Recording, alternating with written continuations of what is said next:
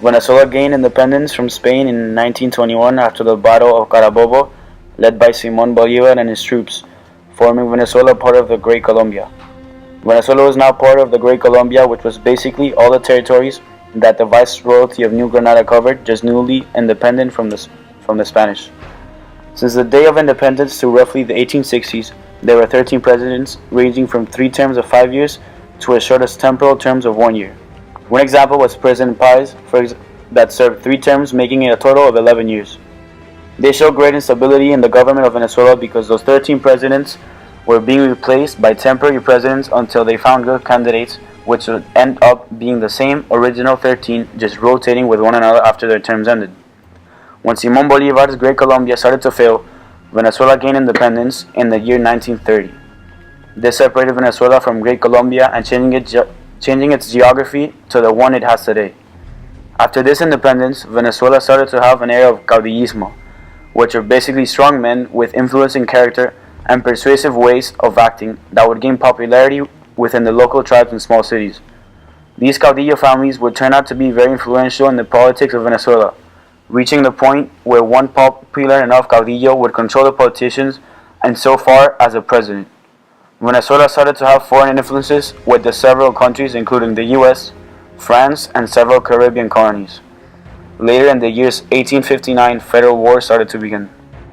In Venezuela during the 1800s, there were 3 main groups, and then those 3 main groups were extended with different races being mixed in together.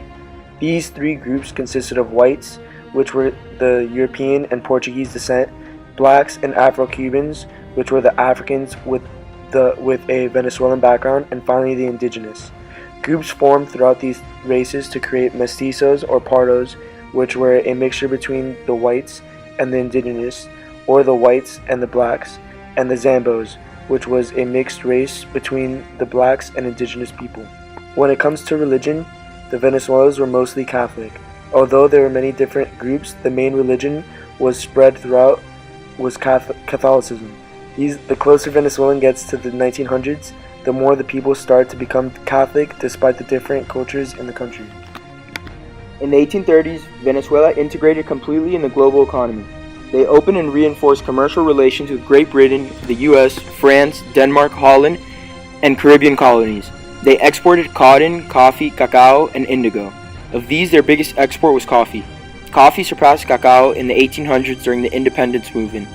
Not only did these 18 years of warfare drain the country's manpower to care for and harvest cacao, but the most destructive campaigns in Venezuela took place in the major cacao growing regions. Even though the War of Independence devastated the economy in the 19th century, a coffee boom in the 1830s made Venezuela the world's 3rd largest exporter of coffee. In the 1830s, Venezuela began to accept foreign currencies to pay off their debts. Venezuelan society was divided into 4 social classes. The elite, which was very open and allowed people to move up and marry into it. The middle class, which was made up of small businessmen, teachers, government workers, industrialists, and professionals.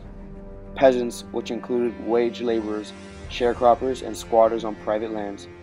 And the urban lower class, which consisted of those in low-status occupations, the illiterate, and immigrants from the countryside. Slavery in Venezuela started to decline during the War of Independence when the Ley de Vientre was passed in 1821.